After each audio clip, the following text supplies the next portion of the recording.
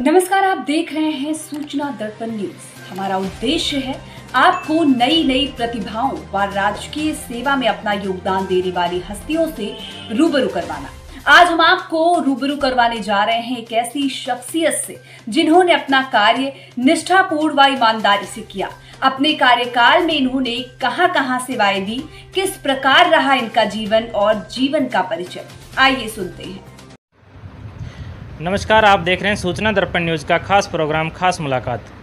तो आज हमारे साथ खास मुलाकात की कड़ी में हैं अध्यापक श्रीमान तुलसाराम जी पढ़ियार और इनके मैडम श्रीमती कमला देवी जी।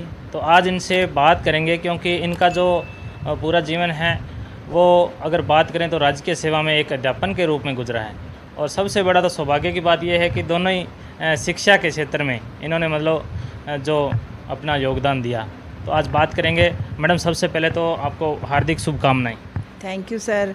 और मैं आपका हमारे इधर घर पे आने का स्वागत करते हैं। हम बहुत खुशी हुई कि आप हमारे जो मन की जो बातें हैं वो पूछने के लिए आए और आपके चैनल का भी बहुत बहुत स्वागत करते हैं। मैडम, जैसे अगर जिस प्रकार बात करें, आप दोनों का जो पूरा जीवन है लगभग, तो वैवाहिक जीवन वो आपका एक राजकीय सेवा में गुजरा। आपकी ड्यूटी भी अलग थी, सर की भी कहीं ड्यूटी थी, तो किस प्रकार आपने जो मैनेज किया है? सर, ऐसा था कि मेरी मैरिज से पहले ही 7 महीने सर्विस लग चुकी थी और इनका तब हमारी एंगेजमेंट हो रखी थी। तो ये हनुमानगढ़ डिस्ट्रिक्ट से उधर सूर्यवाड़ा पंजाब साइड में थे, तो इनकी पोस्टिंग समाज कल्याण विभाग में रायसेन नगर में ही हो गई थी। फिर यहीं पे ये हमने रहने का विचार बनाया और बच्चों की और शिक्षा से जुड़े रहने के लिए हमने यहीं ट्रांसफ़र न करवाने का और इधर ही रहने का विचार बना लिया। आपकी पोस्टिंग कहाँ रही?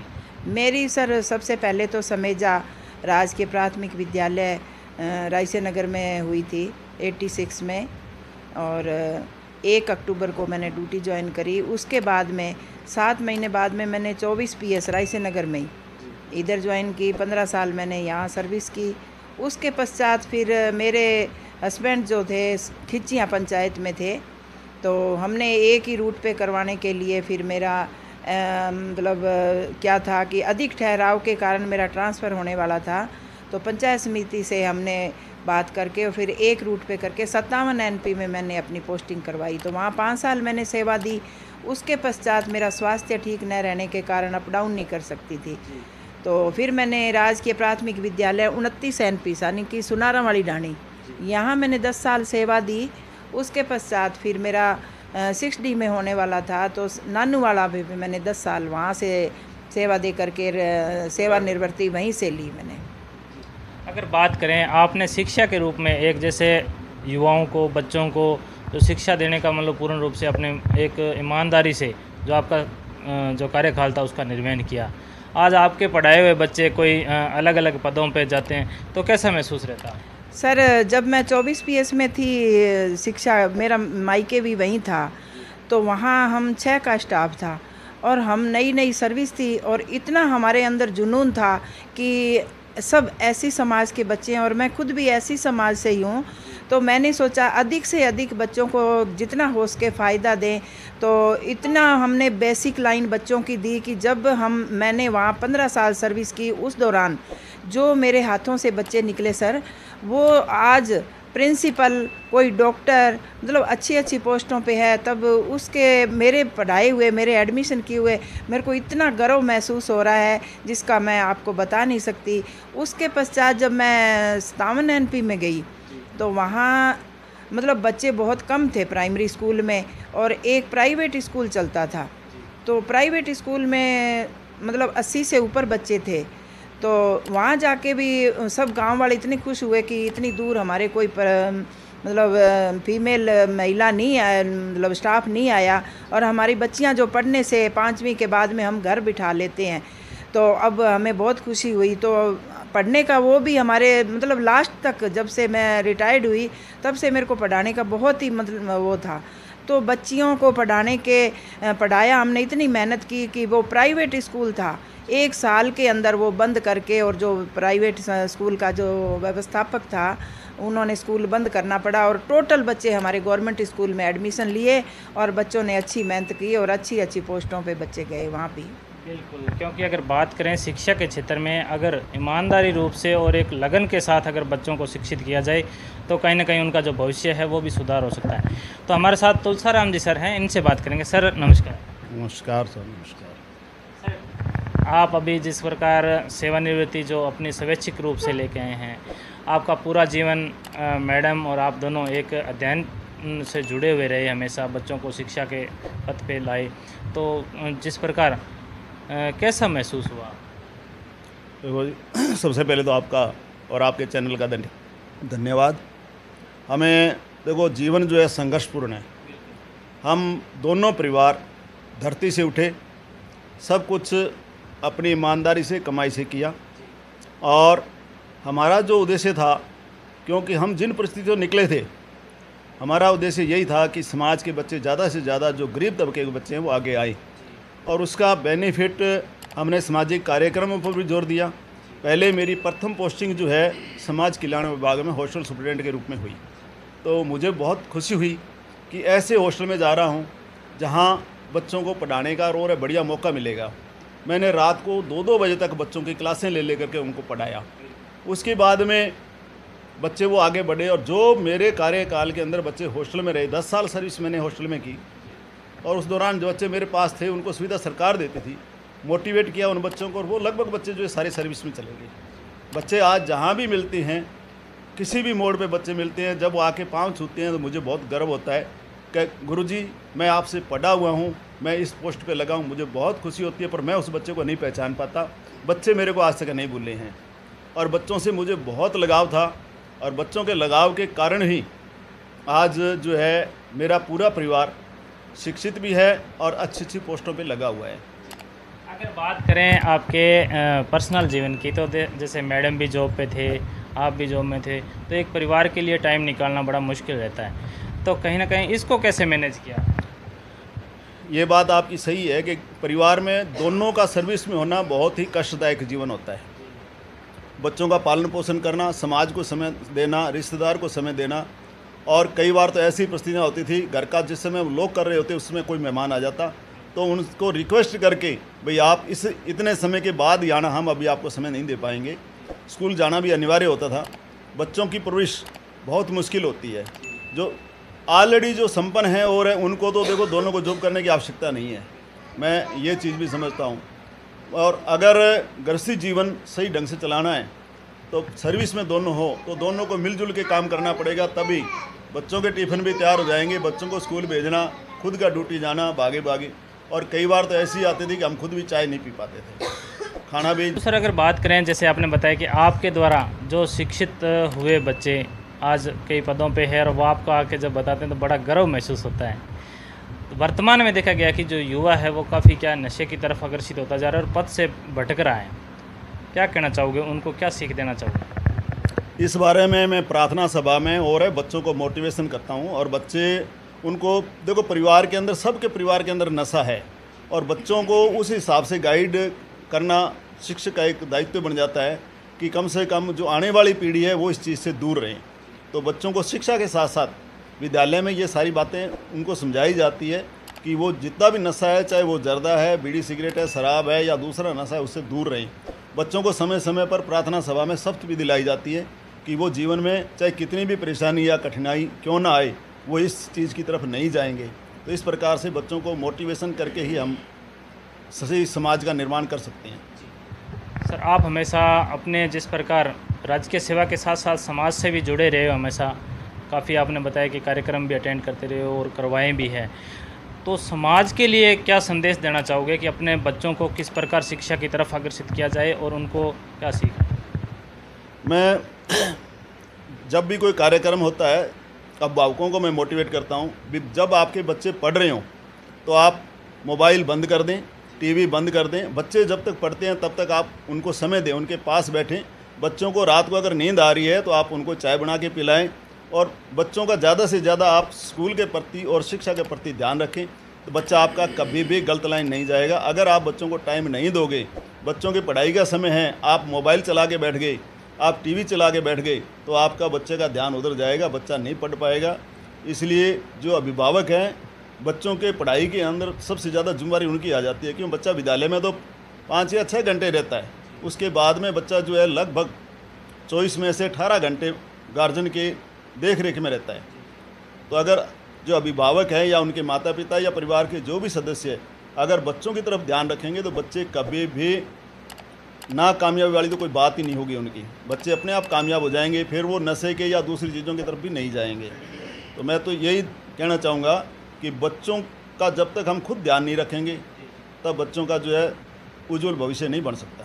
बिल्कुल सर का ये कहना एकदम बिल्कुल सही है, क्योंकि अगर बात करें कि जो बच्चे की जो पहले गुरु होते हैं वो माता पिता ही होते हैं, वहीं से जो शिक्षा संस्कार मिलते हैं वही आगे चल के उनको कामयाब बनाने का प्रयास होता है। तो अगर बात करें सर, आपके रिटायरमेंट के अवसर पर सभी रिश्तेदारों ने, मिलने वालों ने आपको हार्दिक शुभकामनाएं दी, हमारे चैनल के माध्यम से आप क्या संदेश देना चाहते? मैं उन सभी का जो मेरे शुभचिंतक थे, बच्चे क्या, अभिभावक क्या, मेरे रिश्तेदार क्या, और सब ने मुझे बढ़ चढ़ के खूब सराहा, खूब प्यार दिया। उन सबको जो है मैं बहुत बहुत धन्यवाद देना चाहूँगा, और इसी प्रकार से उनका प्रेम जो हमेशा के लिए बना रहे और जीवन में वो भी सफलता हासिल करते रहे। तो मैडम, अगर बात करें जिस प्रकार आपका जो पूरा जीवन जिस प्रकार एक सेवा के रूप में आपने, शिक्षक हैं वो एक सेवा ही है, तो इस प्रकार आपने गुजारा, और अगर अब आप दोनों रिटायरमेंट हुए हो तो आगे के जीवन के बारे में क्या कहना चाहोगे? आगे के जीवन में सर ये है कि हम समाज सेवा के और जो अनाथ है, मतलब असहाय है, उन लोगों की सेवा करने का हमारे मन में है कि हम हमेशा जब तक रहें और हमारे पास में आर्थिक या शारीरिक रूप से जितना हो सके हम उनका सहयोग करने के लिए पूर्ण रूप से तैयार रहेंगे। मैडम, हमने देखा है क्योंकि कई अधिकतर क्षेत्रों में क्या है कि जो कुछ परिस्थितियां हैं वो अनुकूल नहीं होती, कहीं ना कहीं पारिवारिक जो है, तो उस हिसाब से क्या है बच्चे हैं वो शिक्षा से कहीं ना कहीं पिछड़ रहे हैं। क्या संदेश देना चाहूँगे?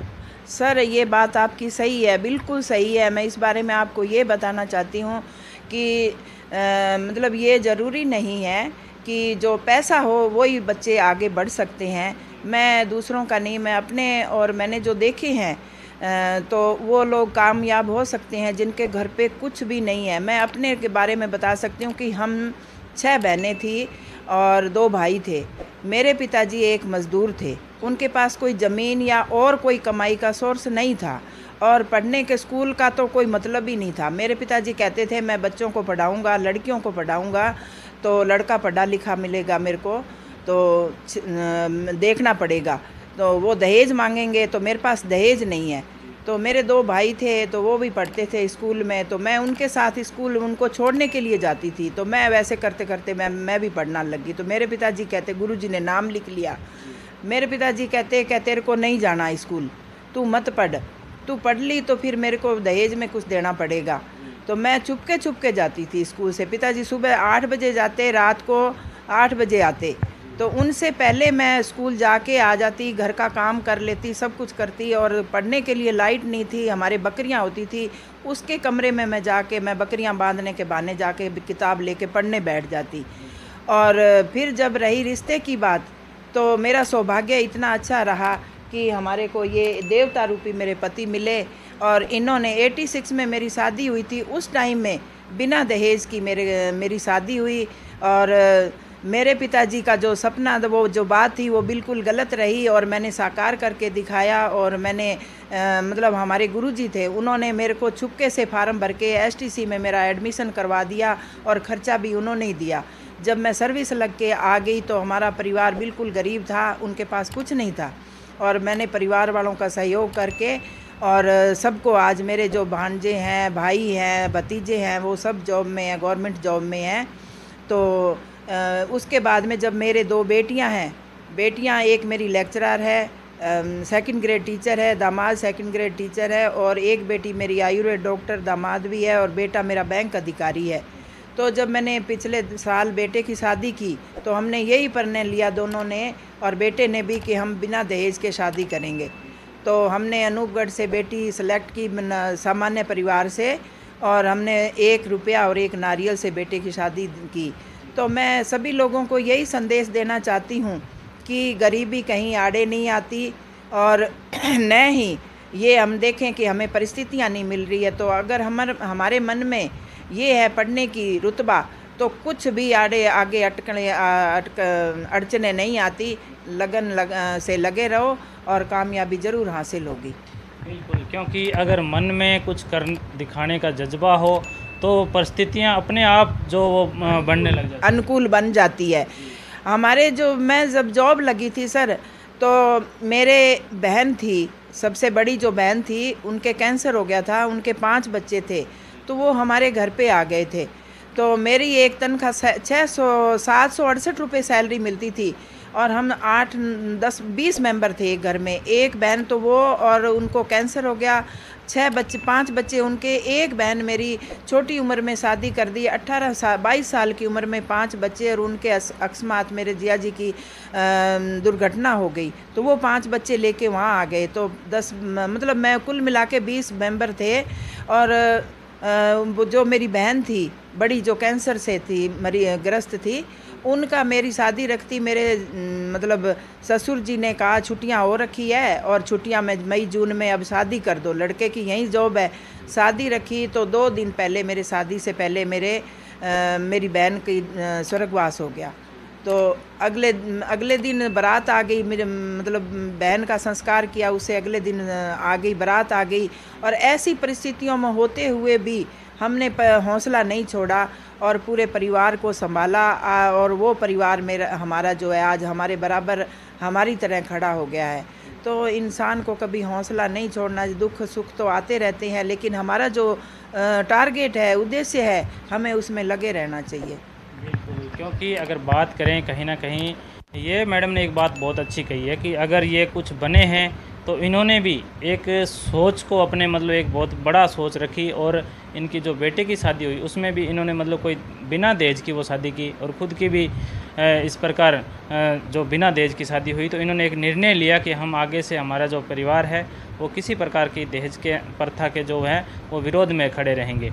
क्योंकि अधिकतर देखा गया है कि जब कोई भी जॉब पे लगते हैं बच्चे, तो उनके माता पिता की और उनकी क्या है डिमांडें भी बढ़ जाती है, और इस कारण जो बच्चियां हैं उनके परिवार को और बच्चियों को काफ़ी जगह देखा गया प्रताड़ित भी होना पड़ता है। क्यों? हाँ जी, बच्चियों को क्या अधिकतर बच्चियां भटक जाती हैं इसी चक्कर में कि पढ़ाई के मामले में दहेज के कहाँ से दें, और दहेज नहीं देते तो उनको दुख देते हैं आगे। मतलब न दहेज न देने के बाद में, शादी के बाद में भी वो आगे कुछ नहीं कर पाती। तो सर, ये इस चीज़ का मैं आने वाली पीढ़ी को यही संदेश देना चाहती हूँ कि अपनी मेहनत से और काम करो, सारा कुछ दहेज ही है। हमारे गुरुजी थे, तो ये जब मेरी शादी हुई तो स्कूल में आए एक दिन, तो मेरे पिताजी ने कुछ भी दहेज में वो तो देने के थे, पर बहन ख़त्म हो गई, कुछ मैंने 1 रुपया तक नहीं लिया था, चम्मच भी नहीं था हमारे पास मतलब खाने के लिए। हमने हॉस्टल से, इनके समाज कल्याण विभाग में थे, वहाँ से बर्तन ला के खाते थे। तो गुरुजी ने सोचा कि ये दहेज नहीं मिला तो क्या पता लड़की को परेशान करेंगे, तो इनको बोला कि लड़की पढ़ी लिखी है, नौकरी लगी हुई है, आपको एक दहेज में मुरब्बा मिला है, आपको मुरब्बा मिला है दहेज में, आप ये मत सोचना कि लड़की नौकरी लगी हुई है कि दहेज नहीं मिला। तो इनको गुरुजी ने भी मोटिवेट किया, और वास्तव में मतलब बच्चे अगर पढ़ लिख के नौकरी लग जाते हैं तो क्या दहेज मायने रखता है सर, वो सब 1 महीने की कमाई में सारा दहेज बन जाता है। तो सोच है वो बड़ी रखनी चाहिए। हाँ जी, सोच बड़ी रखनी चाहिए और अपनी मेहनत से उम्मीद रखनी चाहिए, दूसरों से उम्मीद नहीं। कहने का मतलब लड़कों को तो मैं ये संदेश देना चाहती हूँ कि नशे से दूर रहें, और सभी जो लड़कों के अभिभावक हैं उनको किसी तरह की दूसरों से उम्मीद नहीं रखनी चाहिए, ताकि लड़कियाँ भी आगे शिक्षा अच्छी से अच्छी ग्रहण कर सकें। मैडम, सर के रिटायरमेंट पे सब लोग पधारे, और जो नहीं पधारे उन्होंने भी सर को हार्दिक शुभकामनाएं दी। क्या कहना चाहोगे सब रिश्तेदारों को और शुभचिंतकों को? जब सर हमारे रिश्तेदार और हमारे स्टाफ के कर्मचारी मतलब साथीगण साथ में आए, हमें इतना मतलब हमारी को खुशी थी, और वो आए तो उनसे हमें और भी ज़्यादा खुशी बढ़ गई। और हमारे जो मास्टर जी हैं, इनके स्कूल वालों ने तो हमें उम्मीद ही नहीं थी कि इतना हमें सम्मान देंगे। वहाँ देख के हम दंग रह गए, जितना हमारा उन्होंने व्यवस्था की और इतना वो उन्होंने पहली बार मैंने अपने सर्विस काल में अपने जीवन में इतना अच्छा माहौल वहाँ देखा, जिससे देख करके हम बहुत ही खुश हुए और मन में इतनी खुशी हुई था, ज़िंदगी भर उनके हम आभारी रहेंगे और इनको बहुत बहुत धन्यवाद देते हैं। परिवार वाले भी हमारे जैसलमेर जोधपुर से पहुँचे हमारी खुशी में शामिल होने के लिए, उनके भी उज्जवल भविष्य की कामना करते हैं और उनको भी बहुत बहुत धन्यवाद देते हैं सर। तो ये थे हमारे साथ अध्यापक श्रीमान तुलसाराम जी पढ़ियार और उनके धर्मपत्नी श्रीमती कमला देवी जी पढ़ियार।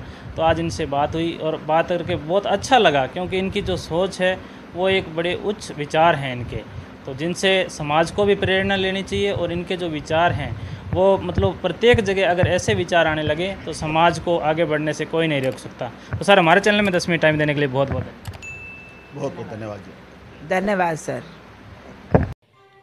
तो अब तक के लिए इतना ही। हम आपको गांव शहर से लेकर हर क्षेत्र की खबरों से रहेंगे अपडेट और वहां के विचारों को लेकर आपको रखेंगे अपडेट। तो देखते रहिए सूचना दर्पण न्यूज और हमारी वीडियो को लाइक शेयर व चैनल को सब्सक्राइब जरूर करें।